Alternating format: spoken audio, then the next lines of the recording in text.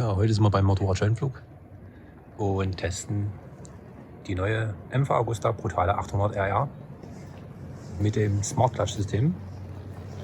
Da haben wir es, SCS. Ja. Macht schon mal vom Aussehen einen wunderschönen Eindruck. Hübsches Motorrad. Kamera ist schon drauf. Endlich mit einem ordentlichen Display. Das gute Stück werde ich jetzt mal fahren, eine Runde. Und werde euch dann meine Eindrücke schildern.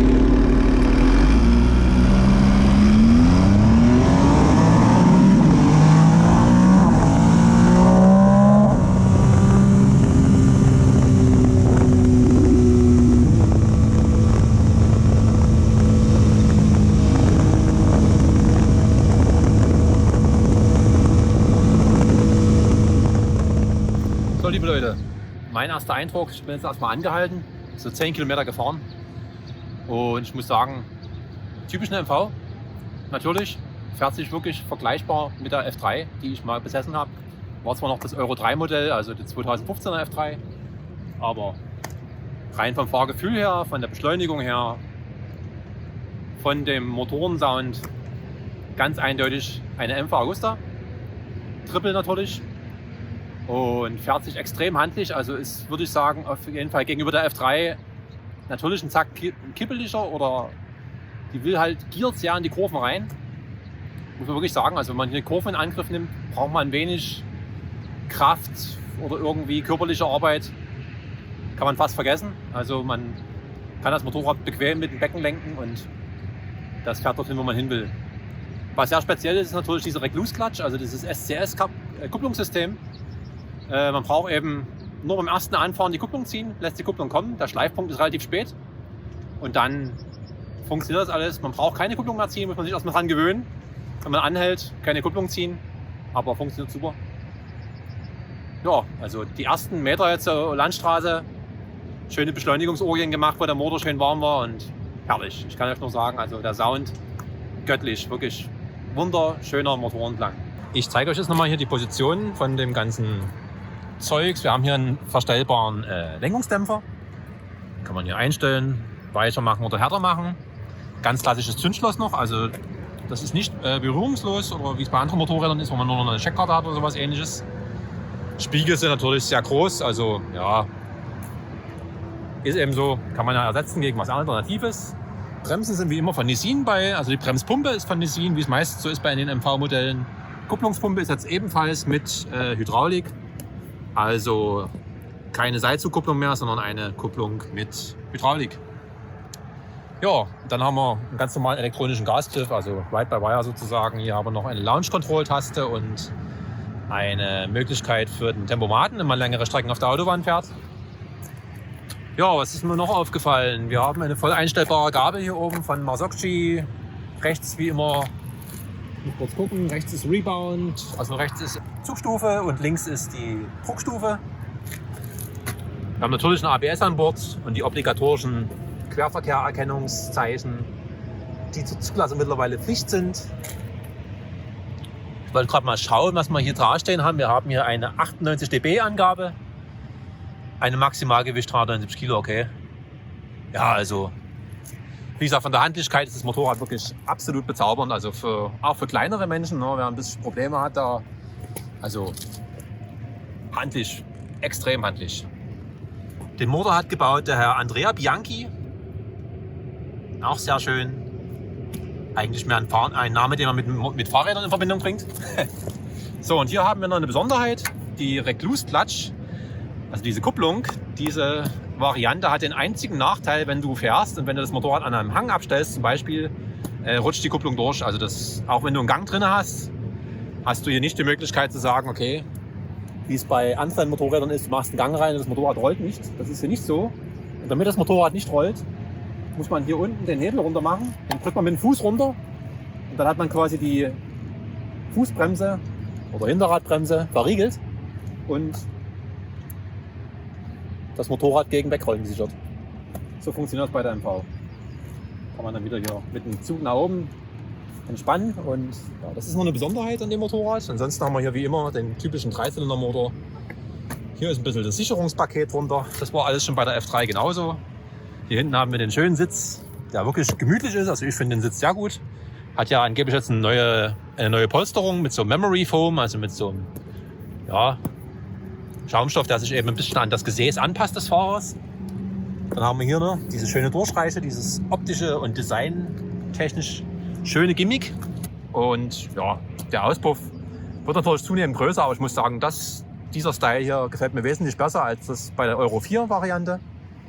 Ist halt immer Geschmackssache, aber ich finde es für einen serienmäßigen Auspuff nach wie vor ein wunderschönes Design und eine super Idee. Dazu noch die schöne Einarschwinge.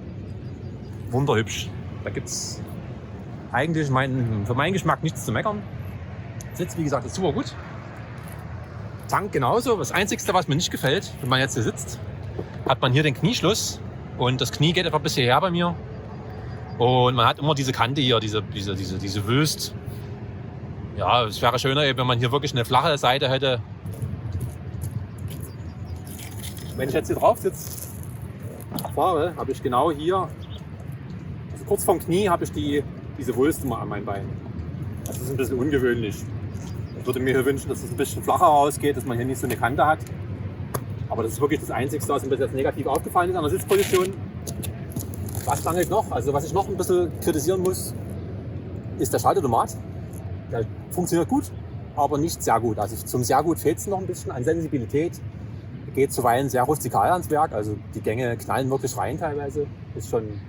Klingt alles gut, ne? Macht Spaß zu fahren, aber es könnte etwas geschmeidiger laufen, sage ich mal. Und vor allen Dingen erster und zweiter Gang ist wirklich, muss man mit Nachdruck den Hebel ordentlich bedienen, dass man dann nie im Leerlauf landet. Das ist mir noch aufgefallen. Ansonsten wunderschönes Motorrad, kann man sich ja angucken. Also da gibt es nichts zu meckern. Und wie ihr im Hintergrund schon seht, ich werde jetzt mal die Autobahn nochmal in Angriff nehmen, fahre zurück zum Motorrad-Scheunenflug. Und dann gucken wir mal auf der Autobahn, was das gute Schätzchen kann. Ich hoffe, ich habe mal eine freie Schussbahn, dass ich immer ein bisschen was beschleunigen kann. Die Autobahn ist ja unbegrenzt. Los geht's.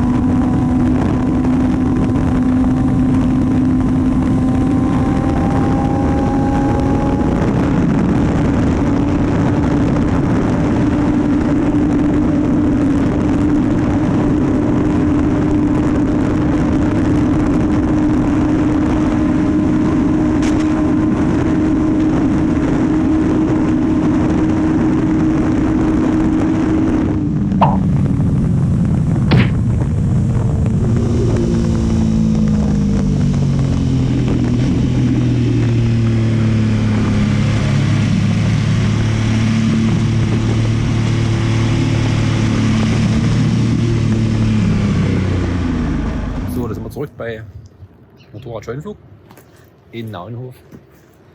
Und ja, die MV. Was soll ich sagen? Fährt sich wunderbar. Habt ihr dann auf der Autobahn, seht ihr ja, Beschleunigung massiv vorhanden. Das Einzige, wo man eben merkt, dass es ein 800er Motor ist, ist natürlich, wenn man so überholen will, von unten raus, geht natürlich nicht ganz so viel, so brachial wie beim V2 1000er oder was weiß ich. Ne? Logisch. Fährt sich auf jeden Fall sehr schön. Ist ein Motorrad, was natürlich auch sehr sportlich bewegt werden will. Es ist jetzt kein Motorrad zum gemütlichen dahin bummeln. Das mag die MV eigentlich eher weniger. Finde ich. Für meinen entsprechend. Das ist, kann jeder machen, wie er will. Ne? Mit Sicherheit kann man auch entspannt mit dem Motorrad fahren. Und längere Reisen, denke ich, sind auch von der Position her, von der Sitzposition her überhaupt kein Problem. Aber ja, das Motorrad will gefahren werden. Das Motorrad macht extrem Spaß bei der Beschleunigung. Der Sound ist fantastisch, wirklich wunderschön, einfach traumhaft.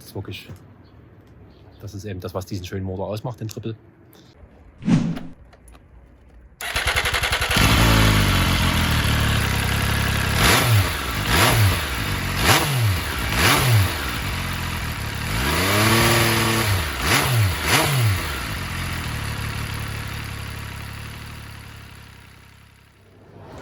Hier haben wir nochmal das schöne Stück. Wirklich feines, kleines, handliches Motorrad. Radstand haben wir ja nur hier vorne nach hinten 1400 mm. Also 1,40 Meter Radstand ist schon ziemlich knapp bemessen. Wir haben hier einen schönen LED-Scheinwerfer, der auch mit Kurvenlicht arbeitet. Also links und rechts wird dann ausgeleuchtet je nach Neigung. Außenrum hat man hier ein LED-Tagfahrlicht. Die Beißerchen sind natürlich von Brembo hier unten. Das sind auch die einfachen Brembo-Bremssättel. Ist jetzt nicht das große Hokuspokus-Paket mit den Stilema oder M50 oder wie sie auch alle heißen. Aber vollkommen ausreichend. Man kann nicht sagen, dass man hier schlecht bremst oder so. Überhaupt nicht. Wir haben ordentliche Stahlflexleitung mit ABS natürlich. Ja, hier ordentlichen Wasserkühler und Ölkühler kombiniert. Hier dahinter findet sich der Stellmotor für die Auspuffklappe. Auspuffklappe hat es mittlerweile die MV ja auch. Ist ja wie gesagt eine Euro 5 Norm. Neuestes Modell. Hier unten haben wir schön an der Luft hängen den Lima-Regler. Hier oben das Schloss, wo man oben das Sitzbrötchen abbauen kann. Schöner rot lackierter Zylinderkopfdeckel. Ja, das sieht alles sehr fein aus. Hier oben ist der Rüssel, wo es schön anschnorchelt, und es ist ja wirklich beim Fahren die Geräuschkulisse beim Beschleunigen. Der Auspuff mag sein, dass er nicht mehr ganz so laut ist, aber das ist wirklich ein wunderschöner Sound. Die Bedienung ist auch alles wunderschön mit den Hebeln hier. Das funktioniert alles super. Hier kann man das Display einstellen, hier hin und her. Man hat dann Einstellmöglichkeiten für eine Frontlichtkontrolle. Also, ja, dass das Vorderrad eben nicht ganz so hoch steigt.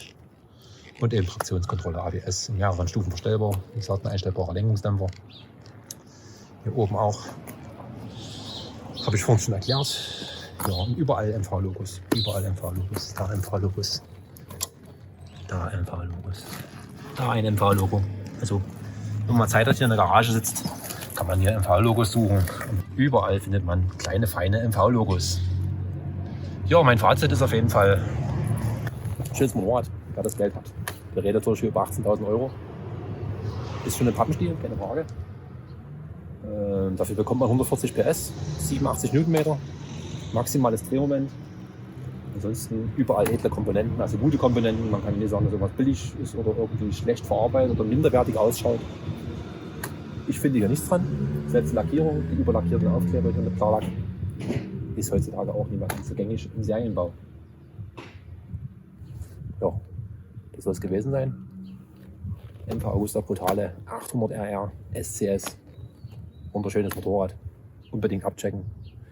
Wenn ihr die Gelegenheit habt, fahrt das Motorrad Probe und vielleicht gewinnt sie auch euer Herz. Das soll es erstmal gewesen sein. Bis zum nächsten Mal.